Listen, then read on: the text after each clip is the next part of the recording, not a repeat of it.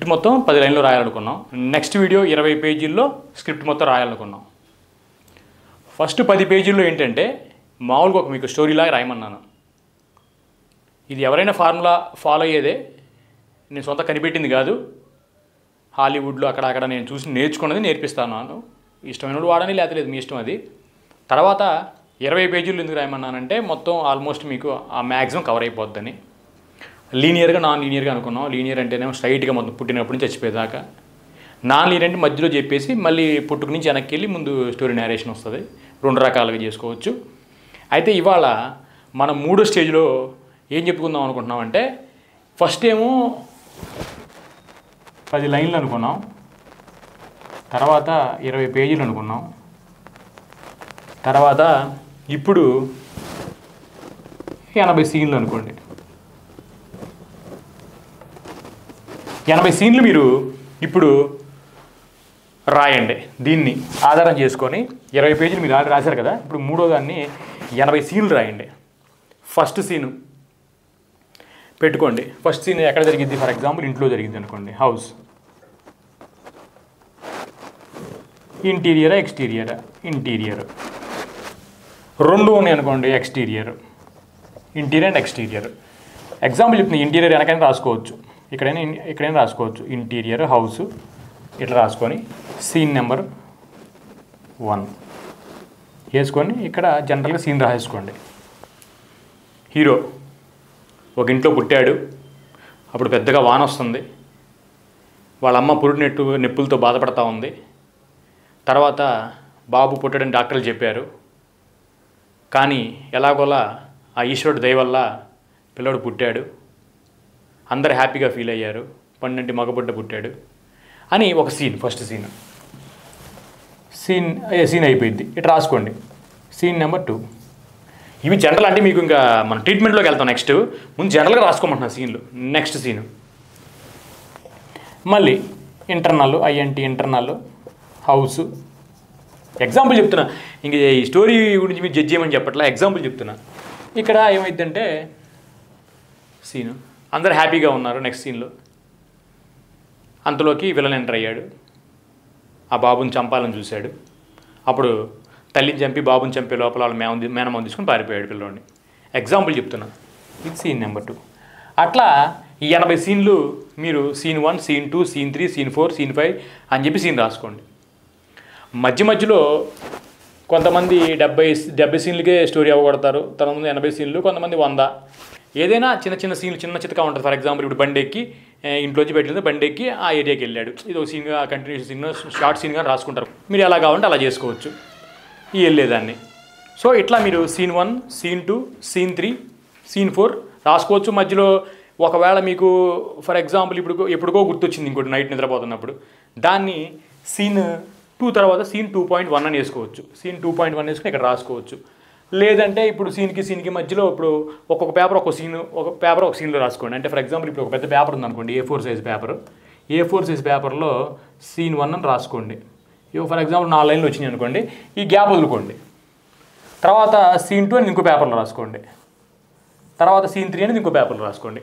ఇలా రాసుకోవడం వల్ల ఒక 70-80 పేజీలు మీకు ఖర్చు అయినా కూడా ఈ పార్ట్ అంతా మీకు ఖాళీ ఉండిద్ది. వెనకాల వైపు కూడా మొత్తం పేపర్ అంతా ఖాళీ ఉండిద్ది మీకు. సో నైట్ నిద్రపోతున్నప్పుడు లేదా ఎప్పుడెప్పుడో మీకు మంచి ఆలోచనలు వచ్చినప్పుడు కంటిన్యూషన్ సీన్ చేసుకుందాం అనుకున్నప్పుడు సీన్ 1.1 అని రాసుకోవచ్చు. ఒకవేళ ఈ సీన్ మీకు నచ్చలా, ఇది స్ట్రైక్ ఆఫ్ చేసుకొని కూడా సీన్ 1 ఇక్కడ వేసుకోవచ్చు. ఇది ఒక పేపర్ మీద జనరల్గా రాసుకోండి. అప్పుడు మీకు ఇక్కడ వెనకాల ఒక గ్యాప్ ఉంచుకుంటే ఇది రఫ్గా 80 సీన్లు మనం రాసుకుంటాం స్టోరీ గురించి.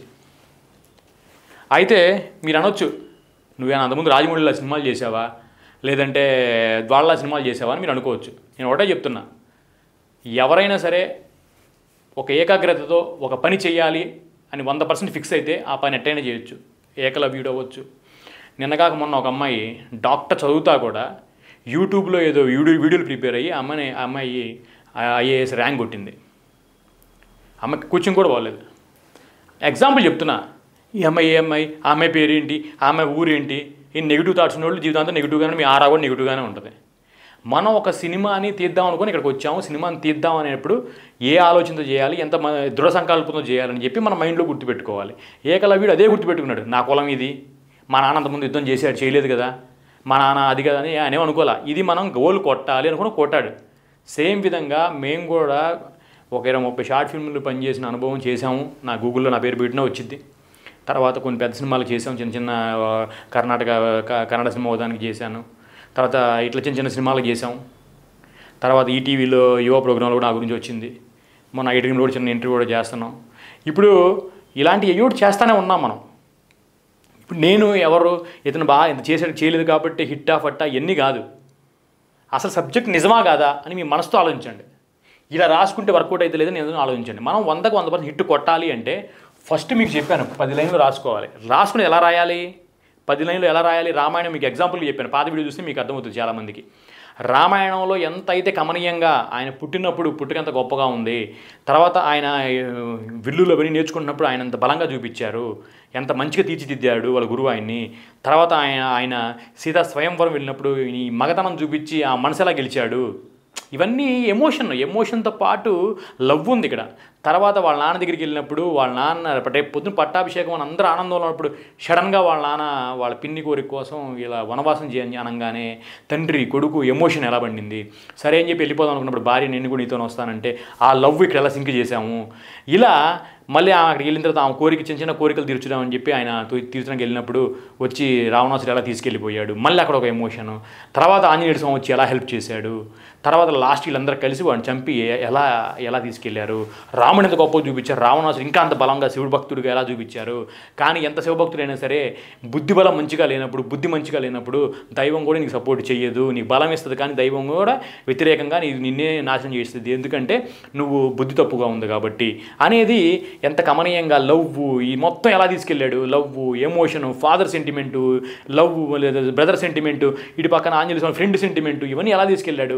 అలా సమపాలనలో ఉండాలి. శ్రీనివాస్ గారు చెప్పారు కదా 10 లైన్ల స్టోరీ రాశా, తర్వాత 20 పేజీల్లో రాశా, తర్వాత 80 సీన్లు రాశా అంటే హిట్ అవ్వదు. దాన్ని సమపాలనలో నింపాలి. నేను ట్రై చేయండి. 1, 2 నెల, 2 నెలలు, 3 నెలలు, 6 నెలలు, 10 సంవత్సరాలు పట్టవచ్చు. రాయండి కూర్చొని సబ్జెక్ట్ని బాగా రాసిన రోజు ఖచ్చితంగా మీరు హిట్ కొడతారు.